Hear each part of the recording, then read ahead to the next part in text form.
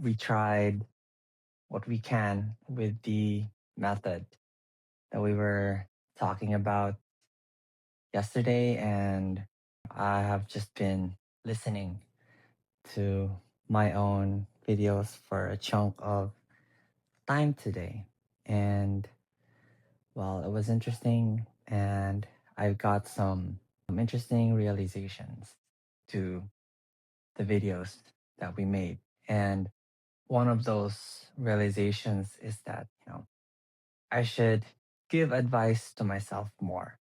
I should tell myself to, you know, be better. Really, I was at technically my job earlier, and, honestly, it's really difficult to, you know, have a conversation with people that, you work with, because, you know, you really have to, be smart with your conversations. It's very delicate, the relationships that, you have with the people that you work with, because, you cannot risk ruining the team's dynamic. And, unless that you're really good at communication and all of that stuff, one wrong thing that you can say can, really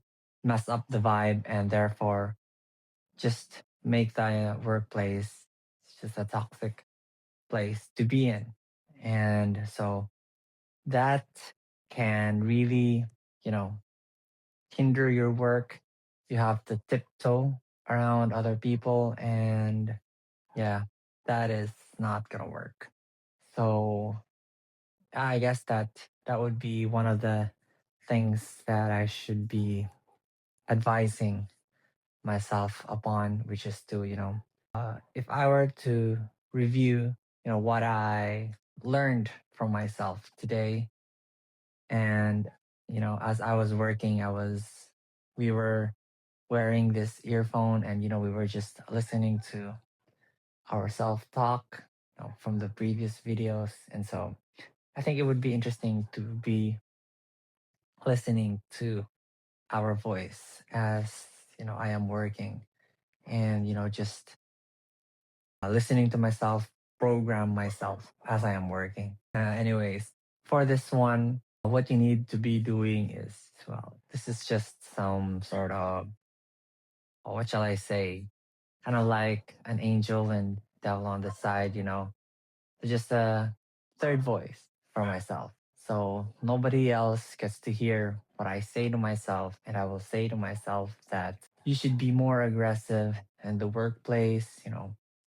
You are smart, and, you know, you aren't that, well, I was going to say stupid, because you look at yourself as if, you know, you're stupid or you're not that good. Well, I would like to, plant the idea upon the listener of this video right now that, you know, you are amazing, and, you know, you're capable of doing great things.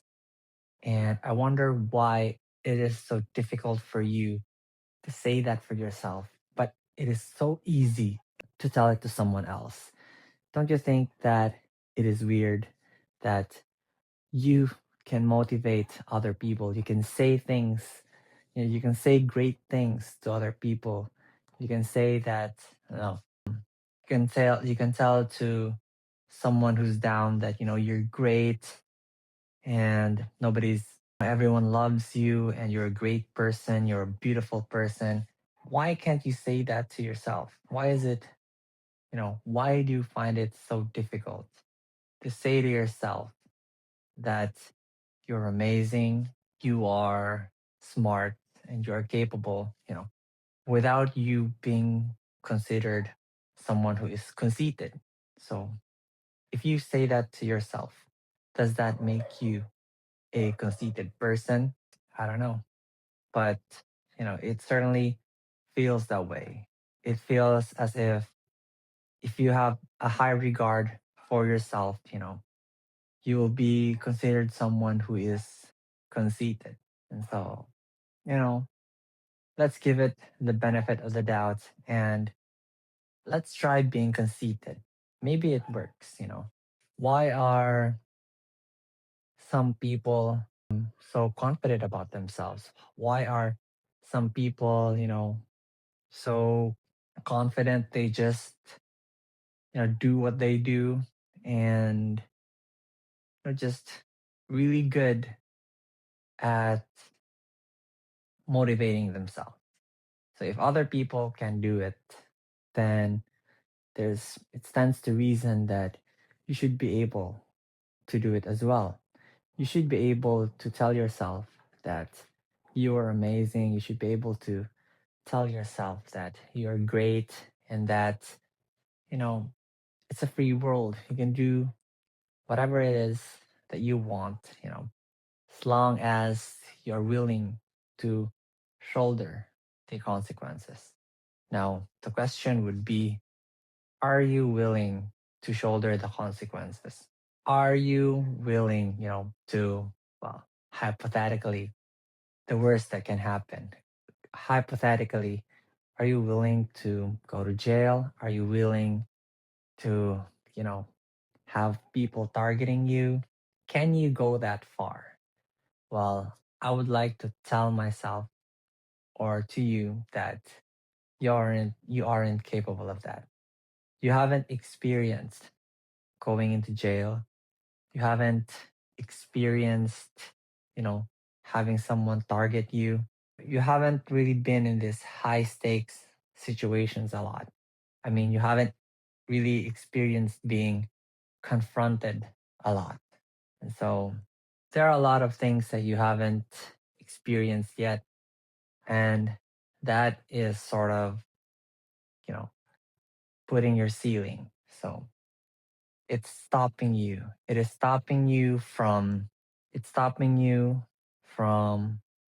being more aware of your emotions because since you shy away from these experiences, well, when time comes where you have to experience these things, these are things that you cannot run away from anymore because sooner or later, you know, if you want to try things in the world, you're going to have to confront other people.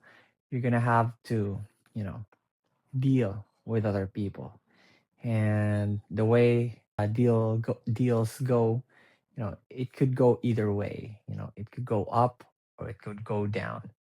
So while things may have a chance to be good for you, there's also the high possibility that it's gonna get worse. It's gonna get worse for you. So, which is why it is important that, you know, accept experiences.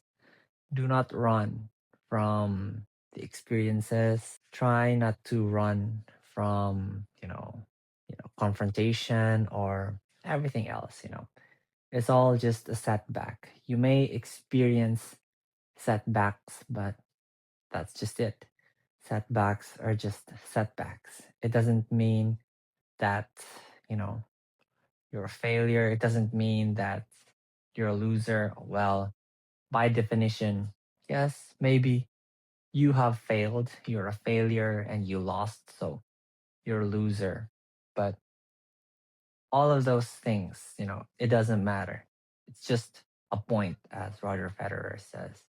And once you've already lost, once it's already happened, what's important is the next point. What are you going to do next? So, yeah, I guess that's a lot of things that I just said right now. So, I guess that'll be a wrap for this one. And I'll try to make another video, see if that would be better. So, yeah.